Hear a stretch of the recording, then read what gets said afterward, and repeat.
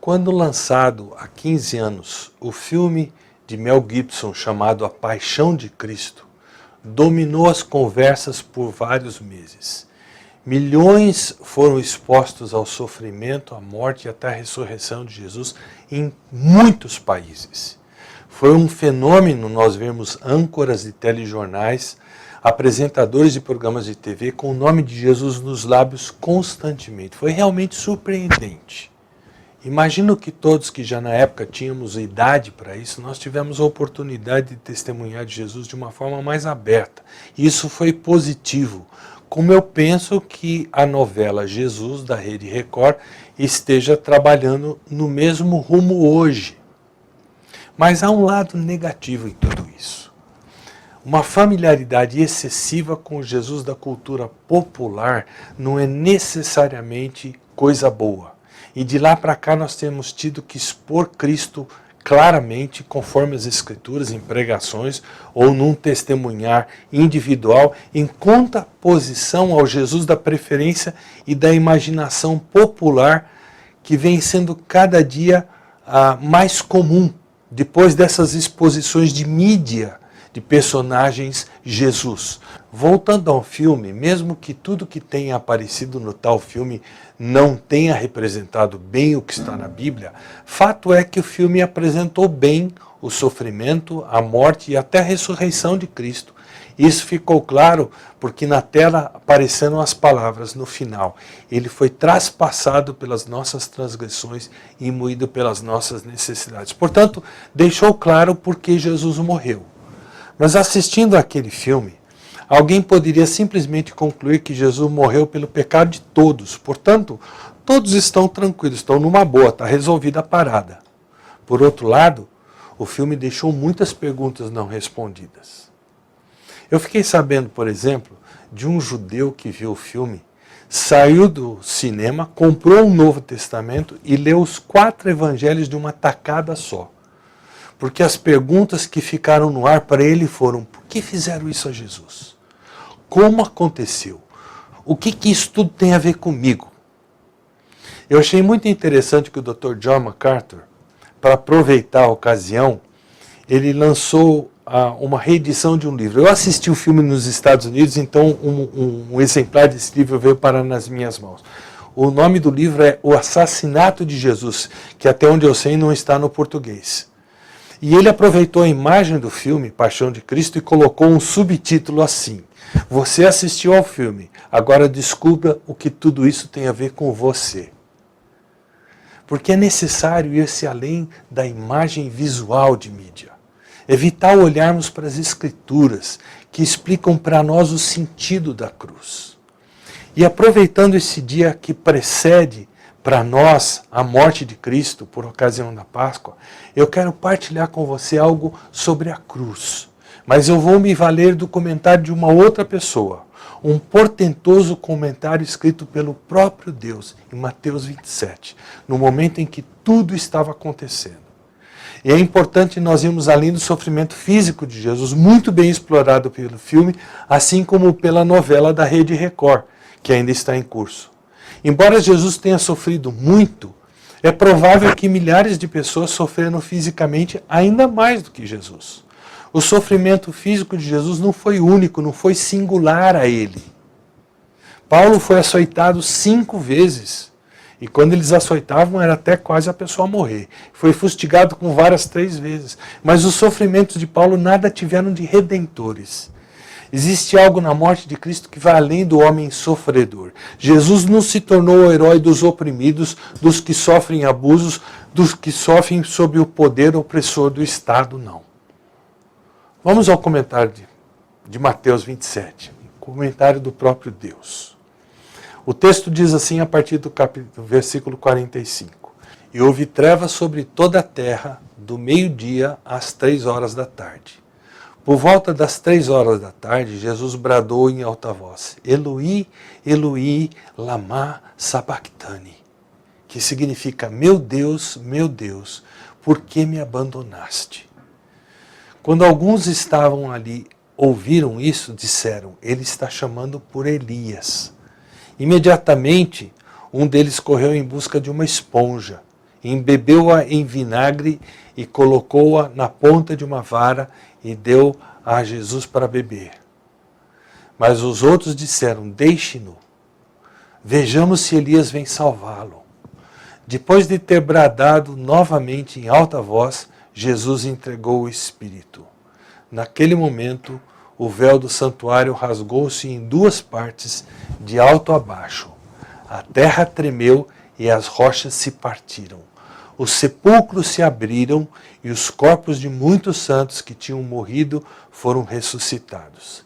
E saindo dos sepulcros, depois da ressurreição de Jesus, entraram na cidade santa e apareceram a muitos. Uma série e tanta de eventos. 6 milagres aconteceram nesses versículos. Vamos ver todos eles. Primeiro milagre, trevas sobrenaturais. Versículo 45, e houve trevas sobre toda a terra do meio-dia às 3 horas da tarde. Quando Jesus nasceu, Lucas 2,9 diz que a glória do Senhor brilhou. Zacarias, pai de João Batista, antevendo a chegada do Messias, disse, do alto nos visitará o sol nascente para brilhar sobre aqueles que estão vivendo nas trevas e na sombra da morte. Lucas 1,79. Quando Jesus veio, a luz acendeu. A luz de Deus, a gloriosa luz do Evangelho, brilhou no rosto de Jesus Cristo. O próprio Jesus declarou em João 8,12, eu sou a luz do mundo, quem me segue nunca andará em trevas, mas terá a luz da vida. E João 12, 35 e 36, retrata Jesus dizendo, por mais um pouco de tempo a luz estará entre vocês, andem enquanto vocês têm a luz. Naquela altura Jesus era a luz para os gentios, a luz para o mundo, mas na sua morte houve trevas sobre a terra, do meio-dia até as 3 horas da tarde. Marcos 15, 25 diz que eram 9 horas da manhã quando crucificaram Jesus. Então, durante 3 horas, Jesus ficou pendurado naquela cruz, desnudo, perante uma pequena multidão, enquanto havia luz. Foi durante esse período que os soldados o pregaram na cruz, colocaram aquela tábua com os dizeres sobre a sua cabeça. Foi durante essas 3 horas que ele ficou suspenso, em tremenda indignidade perante os olhos dos que ali passavam, dos soldados, dos curiosos, dos líderes religiosos que o insultavam e menosprezavam. Durante aquelas 3 horas ele quebrou o silêncio somente 3 vezes. Primeiro, falando dos soldados, ele disse, Pai, perdoa-lhes porque não sabem o que fazem. Lucas 23, 34. Depois, dirigindo-se ao ladrão penitente, ele disse, eu lhe garanto, hoje você estará comigo no paraíso. Lucas 23, 43. E numa última fala, ele dirigiu-se a Maria, a sua mãe, e referindo-se ao discípulo João, ele disse, aí está o seu filho. E a João, referindo-se à sua mãe, Maria, ele disse, aí está a sua mãe. João 19, 26 a 27. A plena luz, Jesus proferiu 3 frases, todas demonstradoras ou demonstrativas de misericórdia. Misericórdia para com os soldados, para com o ladrão penitente e para com a sua mãe Maria. Cada uma dessas frases revelou a luz da sua graça, a beleza, o brilho da compaixão de Jesus. Mas à medida que as 3 próximas horas tiveram início, exatamente ao meio-dia, quando o sol atingia seu brilho máximo, um portentoso milagre aconteceu. Houve trevas sobre toda a terra, diz o texto. Ficou como se fosse noite. Tertuliano escreveu a alguns pagãos, mencionando essas trevas, e disse assim, que maravilha está relatada em vossos próprios anais e está preservada até o dia que se chama hoje. A comprovação histórica dessa estranha escuridão fora de hora. O relato se espalhou por outras culturas.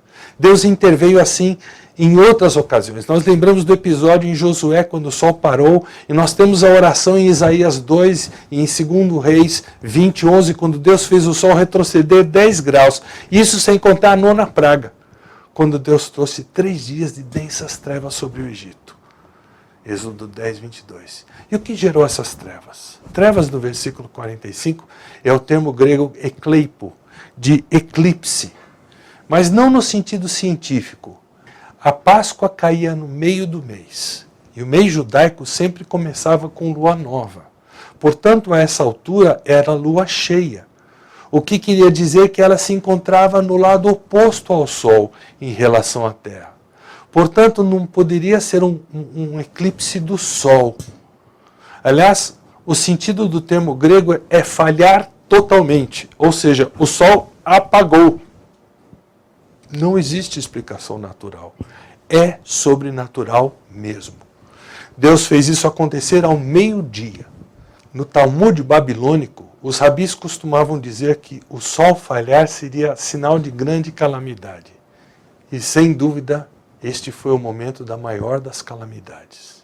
Mas a pergunta poderia ser, por que Deus fez esse milagre? O mesmo Deus que acendeu a luz na criação tinha todo o direito de apagá-la. Mas o que estaria Deus querendo dizer, querendo fazer com isso? Trevas na Bíblia simbolizam juízo, são sinônimo de inferno. Isaías escreveu sobre as trevas do juízo. Os profetas Joel, Amós e Sofonias também a mencionaram. Jesus também falou do assunto. A salvação de Deus é sempre vista como luz. O juízo de Deus é sempre visto como trevas. Então Deus está comunicando através das trevas é que a cruz foi lugar de juízo. Não de juízo futuro ainda por vir, juízo ali presente naquele momento específico. E Deus proferiu juízo somente sobre uma única coisa, o pecado. Deus apagou as luzes porque era momento de julgar o pecado. Mas aquele que estava sendo castigado não tinha pecado. Era o Cordeiro sem defeito, sem mácula, santo, separado dos pecadores. E Hebreus acrescenta, alguém que como nós passou por todo tipo de tentação, porém sem pecado. 2 Coríntios 5 declara, aquele que não conheceu o pecado. O que estava acontecendo ali era que o pecado estava sendo julgado, mas carregado por um sacrifício inocente. Como declarou Isaías 53, certamente Ele tomou sobre si as nossas enfermidades, sobre si levou as nossas doenças. Contudo, nós o consideramos castigado por Deus, por Ele atingido e afligido. Mas Ele foi transpassado por causa das nossas transgressões, foi esmagado por causa das nossas iniquidades. O castigo que nos trouxe a paz estava sobre Ele, e por suas feridas fomos curados. E o Senhor fez cair sobre Ele a iniquidade de todos nós. Contudo, foi da vontade do Senhor esmagá-lo e fazê-lo sofrer. E embora o Senhor faça da vida dele uma oferta pela culpa, Ele justificará a muitos. Em Romanos 4, 25, Paulo diz que Ele foi entregue à morte por nossos pecados. Já em 2 Coríntios 15, 3, ele diz que Cristo morreu pelos nossos pecados. Em 1 Pedro 2,24, nós lemos, Ele mesmo levou em seu corpo os nossos pecados sobre o madeiro. Em 1 Pedro 3,18, está escrito que Cristo sofreu pelos pecados uma vez por todas, o justo pelos injustos.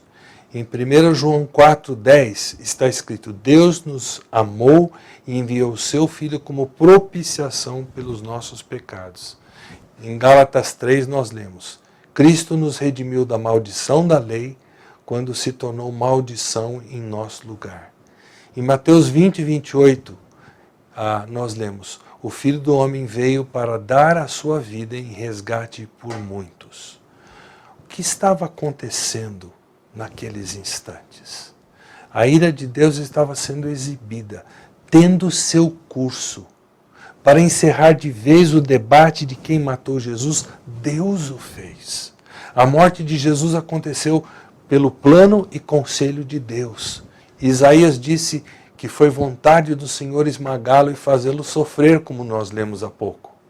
É claro que houve causas secundárias, os judeus, os romanos, mas o primeiro causador da morte de Jesus foi o próprio Deus. Jesus estava sendo julgado pela ira de Deus e Deus estava derramando toda a sua fúria sobre ele, na medida que ele carregava toda a culpa dos pecadores de todos os tempos. Hebreus 2,9 diz que ele, em favor de todos, experimentou a morte. As trevas, portanto, nos declaram que a ira de Deus havia sido liberada. Esse é o primeiro milagre através do qual Deus comenta a cruz. O pecado sendo ali julgado em definitivo. Jesus não morreu como um mero exemplo, como mártir de uma causa nobre, como um bom homem nos dando exemplo que temos que ter convicções, mesmo que isso nos leve a morrer por elas.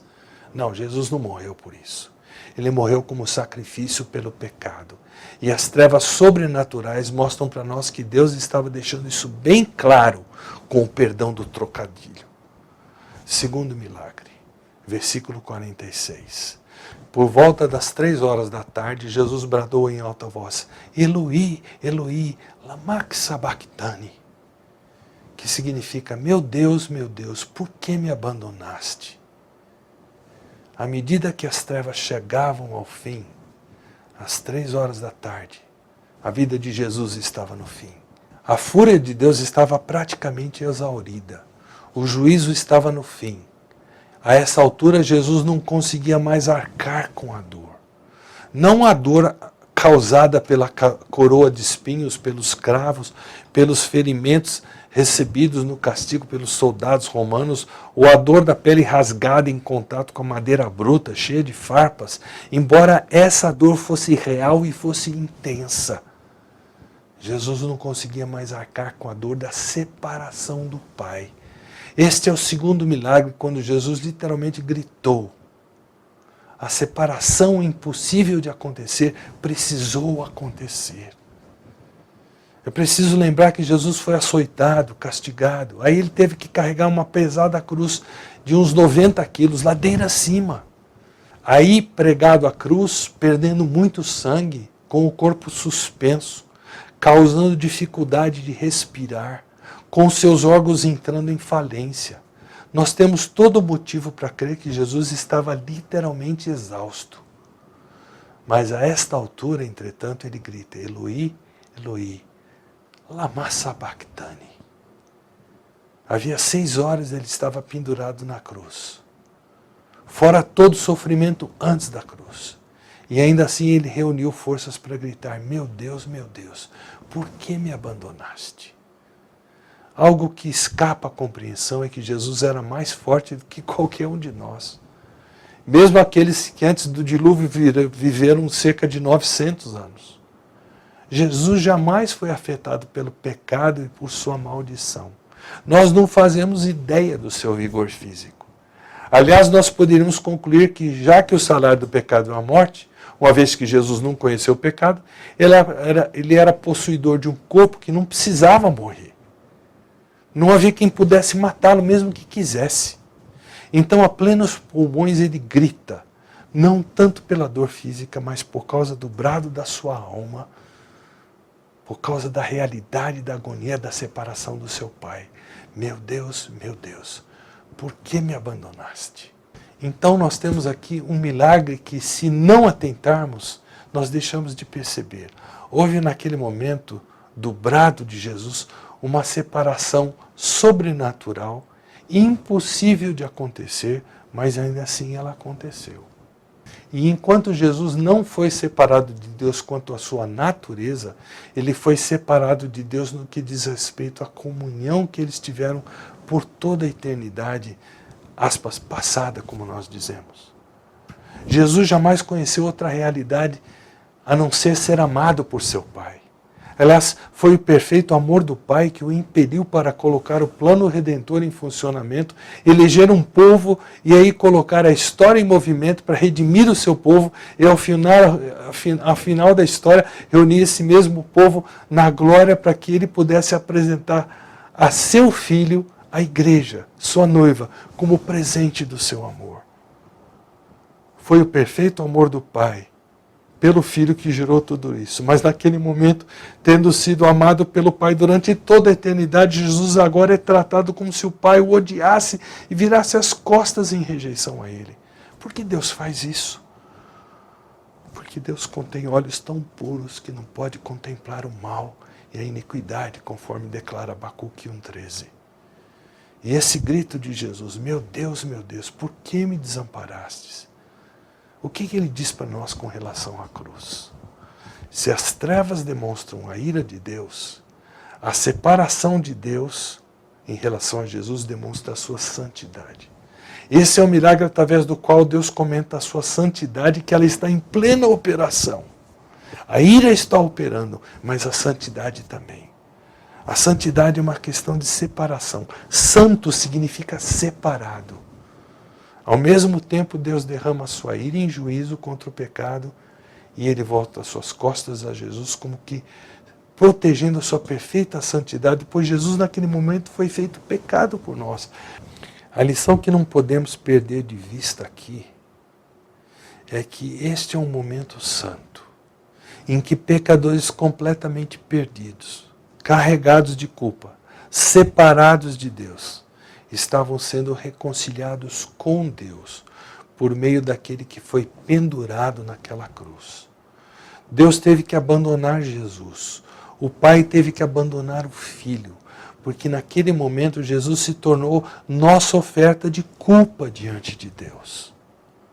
Jesus então, desejando ardentemente a tão perfeita comunhão sempre desfrutada com o Pai, sentindo o abismo entre ele e o Pai, esse abismo que se formara, sabendo-se inocente de pecado, ele pergunta: meu Deus, por que me abandonaste? E esse é o porquê da santidade também. É como se Jesus dissesse: por que eu não estou apto para a comunhão contigo, meu Pai? E a resposta é que por um momento, Deus tratou Jesus como se ele tivesse pessoalmente cometido todos os pecados cometidos pelos homens. Foi assim que Deus o enxergou, embora ele jamais tivesse cometido pecado algum. Por isso Deus lhe deu as costas. Ele foi o verdadeiro substituto dos pecadores. Terceiro milagre. Como os demais, este milagre é completamente sobrenatural. Versículo 50. Depois de ter bradado novamente em alta voz, Jesus entregou o Espírito. Conforme a narrativa de Lucas 23:46, Jesus acrescentou: Pai, nas tuas mãos entrego o meu espírito. A essa altura o Pai já havia se voltado novamente para Jesus. A ira havia cessado e Jesus podia mais uma vez, por assim dizer, contemplar a face do Pai. E Jesus entregou o seu espírito. Não foram os homens que mataram Jesus. Isso seria impossível. Em João 10, 17 e 18, Jesus disse: eu dou a minha vida para retomá-la. Ninguém a tira de mim, mas eu a dou por minha espontânea vontade. Ele voluntariamente entregou a sua vida. E no grego a linguagem dá a entender que ele despediu seu espírito, ou seja, seu ser, seu verdadeiro ser, abandonou aquele corpo largado sobre a cruz e ascendeu aos céus para abraçar o Pai. Isso é milagre. O que isso nos ensina? Que Jesus se entregou por nós de tanto que nos amou e fez isso voluntariamente. Quarto milagre, versículo 51. Naquele momento, o véu do santuário rasgou-se em duas partes, de alto a baixo. Infelizmente, nenhuma versão bíblica no português capta a exclamação que poderia ser traduzida: gente, o véu do santuário rasgou-se em duas partes, de alto a baixo. No momento em que Jesus rendeu seu espírito, momento em que ele sobrenaturalmente deixou seu corpo, e naquele momento aquela pesada cortina do templo que separava o lugar santo do lugar chamado Santo dos Santos, que representa a imediata presença de Deus, esse véu rasgou-se de alto a baixo. O naos, o santuário, que não é o salão de culto em que nós nos reunimos e erroneamente chamamos de templo ou santuário, mas sim aquele lugar por onde o sumo sacerdote comparecia uma vez por ano e assim mesmo correndo o risco de ser fulminado pela santidade de Deus, caso ele não estivesse nos conformes. Aquele lugar era um lugar onde não se entrava. O ser humano, conforme registra o Salmo 24, estava trancado fora da presença de Deus. Os portais eternos estavam fechados. Naquele preciso momento, entretanto, O rasgar daquele véu disse que não havia mais sacerdócio arônico, não havia mais sacerdócio levítico, não havia mais necessidade de templo, de sacrifício. E na soberania de Deus, no ano 70, Deus usou os romanos para destruírem a cidade e com ele o templo. E de lá para cá não houve mais sacrifício. Não havia mais necessidade de sacrifício. Jesus se tornara o perfeito e eterno sacrifício pelos pecados. E sabe em que momento isso ocorreu? Às 3 horas da tarde, com milhares de pessoas presentes ao templo e com os sacerdotes como verdadeiros açougueiros, mergulhados em sangue até o joelho, sacrificando os cordeiros pascuais, um após o outro, celebrando a Páscoa. Há cálculos que mostram que cerca de 250 mil cordeiros eram sacrificados na Páscoa. Foi nesse preciso momento que o véu se rasgou. Aquele covil de salteadores, que era o templo, como Jesus o chamou, estava liquidado. Pouco depois o templo seria destruído pelos gentios. Mas repare que o véu rasgou de alto a baixo. Não foi o ser humano que fez isso. Foi Deus quem o realizou, como declara triunfalmente Hebreus 10, 19. Portanto, irmãos, temos plena confiança para entrar no Santo dos Santos pelo sangue de Jesus, por um novo e vivo caminho que Ele nos abriu por meio do véu, isto é, do seu corpo. Então o milagre do rasgar do véu no templo foi outro elemento do comentário de Deus sobre a cruz, por meio do qual Deus deixou mais do que claro que o caminho para a presença dele havia sido escancarado por meio do sangue de Jesus. Trevas, separação, morte de quem se doou, o rasgar do véu, aí nós temos o quinto milagre. Um terremoto de consequências devastadoras. No Antigo Testamento, Deus frequentemente realizou coisas por meio de fenômenos naturais, terremotos, principalmente. E eles sempre demonstram Deus fazendo a terra tremer por causa da sua fúria contra o pecado. O dilúvio é o mais claro exemplo de um fenômeno assim. E esse terremoto, por ocasião da morte de Cristo, foi um avant-première das atrações ainda por serem vistas em nosso mundo. No Antigo Testamento há vários textos que tratam disto, mas quem sabe Isaías 24, 19 a 22 seja o texto mais claro desse momento de juízo de Deus. O texto diz: a terra foi despedaçada, está destruída, totalmente abalada. A terra cambaleia como um bêbado, balança como uma cabana ao vento. Tão pesada sobre ela é a culpa de sua rebelião que cai para nunca mais se levantar. Naquele dia o Senhor castigará os poderes em cima nos céus e os reis embaixo na terra. Eles serão arrebanhados como prisioneiros numa masmorra, trancados numa prisão e castigados depois de muitos dias. E o texto continua falando sobre o estabelecer do reino do Senhor, o seu glorioso reinado para todo sempre. Isso fala de futuro. Mas sabe o que a terra tremeu e as rochas se partiram do final do versículo 51 quer dizer? Foi uma simples ilustração daquilo que ainda virá. Por sua própria morte, Jesus Cristo autenticou, ratificou que um dia ele voltará como juiz. Ele pisará o Monte das Oliveiras, que se fenderá ao meio. Jesus julgará as nações e estabelecerá o seu reino milenar.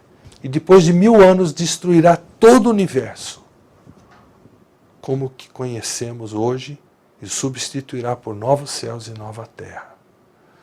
E tal destruição e renovação originará uma volta ao paraíso. E aqui Deus ratifica a realidade do futuro. Cristo é, sem sombra de dúvida, o Rei da Terra. Ele pode até ter aparentado ter sido uma vítima, mas Deus enviou o terremoto e o partir das rochas para dar um gostinho do fato que Cristo havia, naquele preciso momento, esmagado a cabeça de Satanás. E que um dia voltará à terra para reassumi-la, destruí-la, com os elementos se desfazendo abrasados. E em seu lugar, Jesus fará surgir novos céus e nova terra, onde a justiça para sempre perdurará. Por isso Hebreus 12, 25 declara: cuidado, não rejeitem aquele que fala. Se os que se recusaram a ouvir aquele que os advertia na terra não escaparam, quanto mais nós, se nos desviarmos daquele que nos adverte dos céus. Aquele cuja voz outrora abalou a terra, agora promete: ainda uma vez abalarei não apenas a terra, mas também o céu. E conclui dizendo: nosso Deus é fogo consumidor. Ele abalou a terra na morte de Cristo, como uma advertência daquilo que fará, abalando todo o universo, pondo fim à sua existência. Enquanto todos pensavam que era o fim de Cristo, que ele estava morrendo como uma vítima indefesa, fato é que aquele momento foi uma advertência alertadora de que ele havia efetuado a obra perfeita de redenção, que foi exaltado pelo Pai, e que como Rei e Senhor ele voltará, julgará, destruirá e recriará. Sexto e último milagre, versículo 52. Os sepulcros se abriram, e os corpos de muitos santos que tinham morrido foram ressuscitados. E saindo dos sepulcros, depois da ressurreição de Jesus, entraram na cidade santa e apareceram a muitos. Essa ressurreição é o milagre clímax, nós podemos assim dizer. Os sepulcros se abriram, mas isso pode acontecer num terremoto. Mas terremoto não ressuscita mortos. Não existe fenômeno físico que explique isso. Muitos corpos de santos que dormiram foram ressuscitados e saíram dos túmulos, corpos gloriosos. E o que isso significa? A ressurreição final é gloriosa. Não se tratava de seres espirituais, eram corpos físicos. A alma desses corpos estava neles. O episódio foi mais uma avant-première da ressurreição futura dos mortos. Corpos que saíram dos túmulos e espíritos que desceram dos céus para se somar a esses corpos e 3 dias depois entraram em Jerusalém. Tiveram que esperar 3 dias para que Cristo fosse as primícias dos que dormem, conforme 1 Coríntios 15, 20. Que testemunho Deus deu! As trevas foram uma expressão da ira de Deus contra o pecado. A separação de Jesus em relação a Deus apresentou Deus dizendo: eu sou santo e este é um juízo santo. Pela oferta voluntária de Cristo, o milagre de literalmente abrir mão de sua vida, nós vemos o amor, a misericórdia, a graça de Deus manifestos no Jesus encarnado e em seu sacrifício voluntário. Pelo rasgar do véu, nós vemos os portais dos céus e da sala do trono de Deus se abrindo para receber os que ali comparecem por meio de Cristo. E no terremoto nós temos uma promessa de um universo com bênçãos perpétuas. E para encerrar, na ressurreição, nós vemos o subjugar da morte e a vida literal física em meio à glória do novo mundo na presença do Cristo ressurreto. E todo esse comentário sobre a cruz nós temos antes de chegarmos a qualquer carta do Novo Testamento. Mas quão maravilhosamente o restante do Novo Testamento enriquece a nossa compreensão do que Deus disse naquela ocasião, sem proferir uma palavra sequer, só fazendo milagres. Meu desejo é que ao pensarmos amanhã na morte de Jesus, na paixão de Cristo, meu desejo é que façamos isso sob a ótica de Deus e que isso nos leve a considerar se já nos rendemos a Ele como nosso perfeito sacrifício para sermos salvos. E nós aguardamos você no sábado, no final da tarde, início da noite, para assistir a mensagem sobre a ressurreição de Jesus. Se Deus quiser, até lá.